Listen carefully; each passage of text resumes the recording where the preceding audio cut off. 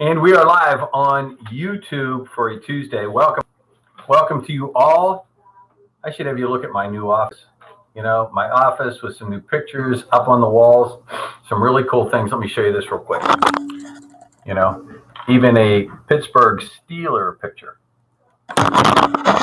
So all kind of cool things. My wife was in here helping me lay out the design as we've been packing for our move to Florida. And that's tomorrow. We start packing up. So I'll be back in here in September at this office. I will be available every day, Monday through Saturday, via any means possible, including this one. I'll be doing YouTube lives from down in Tarpon Springs where I'm moving. So again, everything is stable. 678-228-8900. The number is to set up your time or go to our website, thenutritionshop.net. Now, here I go to COVID again after a sip of coffee. In my humble opinion, the key to preventing coronavirus or any virus is not necessarily just to take more stuff. No, it's not. It's not like I'm just going to have you take a bunch of supplements or hydroxychloroquine or whatever, and all of a sudden prevent anything from occurring. But I will tell you, as the gut guy, as I'm lovingly called, if we don't maintain our gut health, our immunity goes down the toilet. Excuse my French. I'm going to share with you a new study. A little long. In fact, it's a lot long. It comes from the Human Microbiome Project Consortium. Structure, Function, and Diversity of the Human Healthy Microbiome, published in Journal of Nature. The enormous and complex community of bacteria that populates our gastrointestinal tract, termed the gut microbiome, are well known to play a key role in maintaining host health and metabolic balance. Recent findings have revealed roles for the gut microbiota in the modulation of host immunity and the development and progression of certain diseases. I know that everything you've read about the coronavirus says it enters through scratching your eye, not washing your hands, in your mouth, in your lungs, right? That's where the enter port is. But for something, whether it's staph, strep, virus, bacteria, to go systemic, it has to pass through the gut. So you have a line of defense down there. Maybe your lungs are weak. Maybe you have cardiovascular disease. Protect your gut. The gut microbiota are diverse and consist of many different bacterial species. According to the National Institutes of Health Human Microbiome Project, that's where this came from, up to 10,000 different species, totaling trillions of cells, even cells more than the number of human cells. This microbiota includes beneficial strains, such as Bifidobacterium and Lactobacillus, neutral strains, as well as some potentially harmful bacteria, such as Clostridia. The gut bacteria are important inhabitants in our body. They contribute multiple health benefits to the host, including, but not limited to, improved digestion, we know that, vitamin production. It's rare to see this in an article.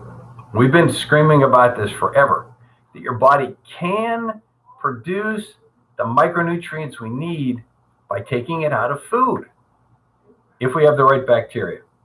Detoxification of harmful elements.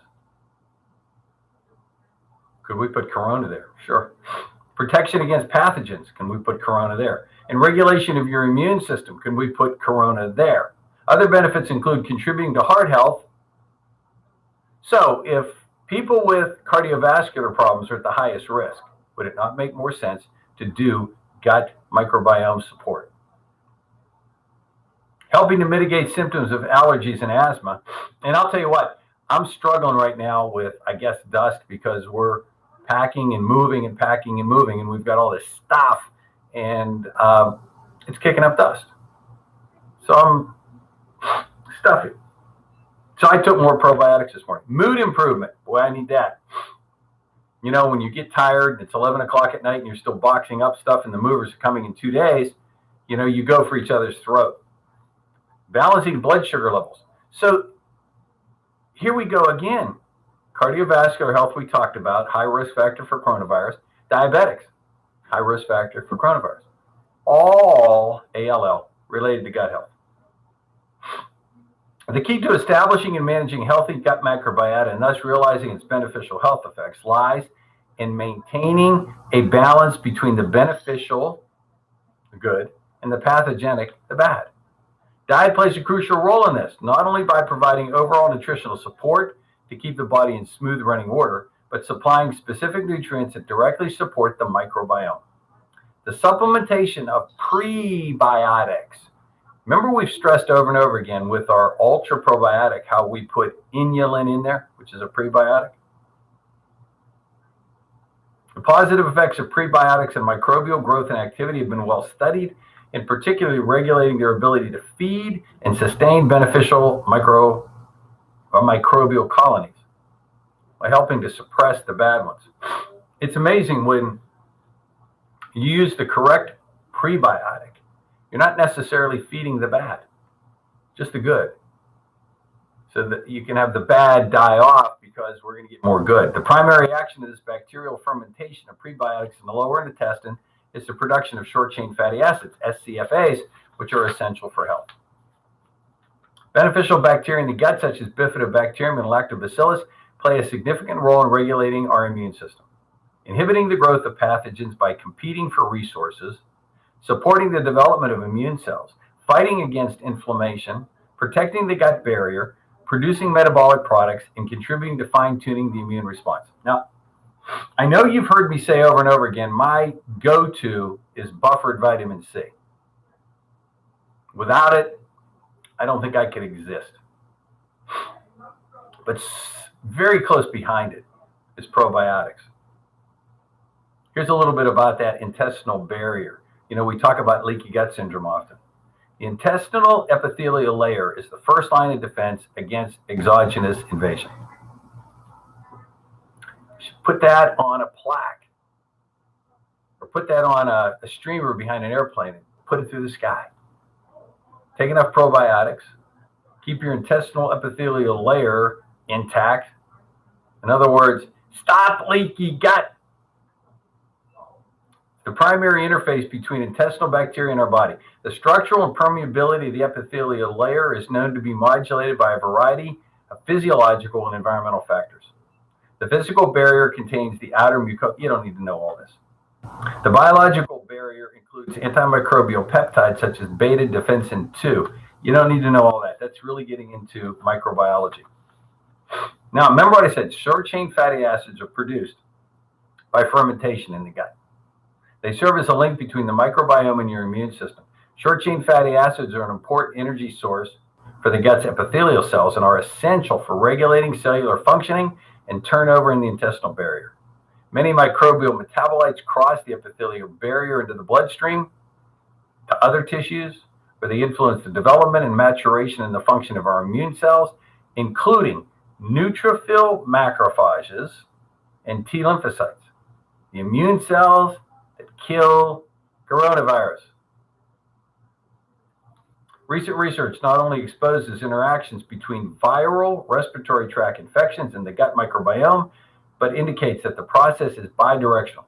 While respiratory viral infections induce changes in the gut microbiome also shapes the adaptive responses against respiratory problems. Enough said. I said I'd get this in 10 minutes. Ultra probiotic, GI complete, gut health. Cement that gut health to the nth degree. Have it be where it needs to be and put up a defensive shield, not just for you, not just for mom, not just for dad, but the entire family. And we can help you with those specifics. We got some great handouts that go with the GI complete. It's a place to start. Start propagating the gut, clean house, propagate the gut, get it strong, put up a defensive shield against this dreaded coronavirus. If we can hand out probiotics to everybody in the United States, because it's estimated only about less than 10% take them. That means 90% of this country is not defended. That's a sad state of affairs.